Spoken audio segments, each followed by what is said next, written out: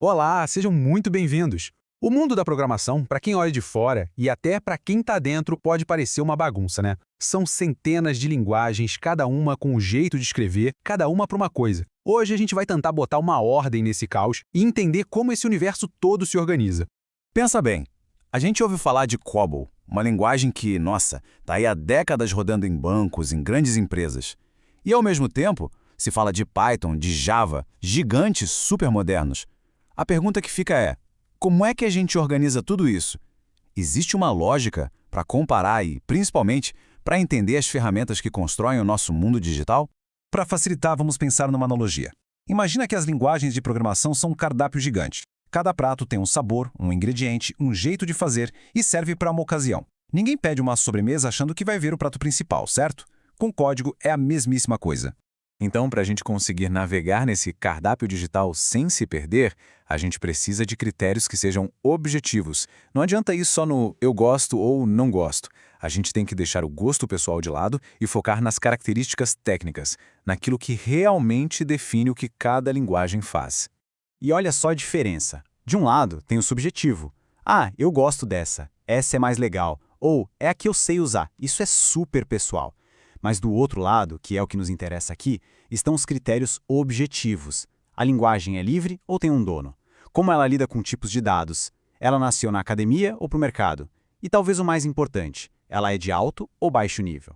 Essa imagem aqui representa bem o que a gente está fazendo. A ideia é como se fosse um funil. A gente pega todo aquele ruído de opinião, de popularidade, de preferência e vai filtrando, até sobrar só o que é essencial, os fundamentos que realmente importam para a gente classificar e entender de verdade uma linguagem de programação.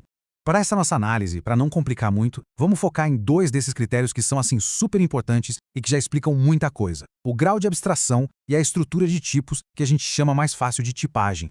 Vamos começar com a abstração. A grande questão aqui é, o código que a gente escreve está pertinho do hardware, ali, conversando com o metal do computador? Ou ele está mais próximo da nossa linguagem, do jeito que a gente pensa? E aqui a gente vê o contraste.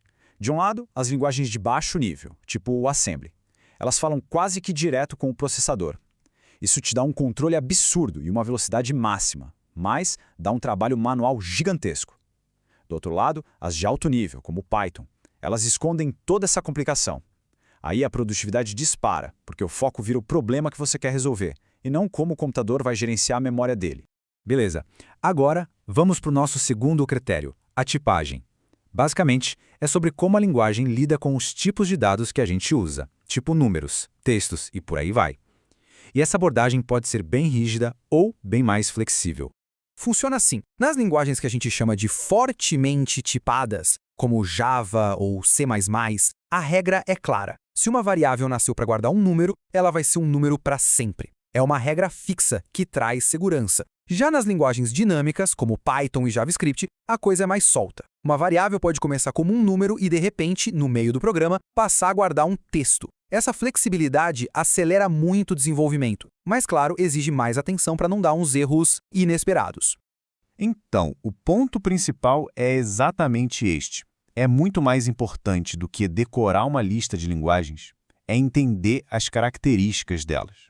É saber que Python é de alto nível e tem tipagem dinâmica, e entender o que isso quer dizer na prática.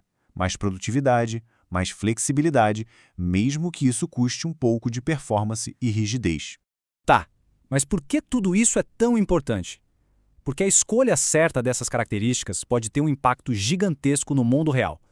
E para provar, vamos ver um exemplo fascinante de código sendo usado por uma causa social.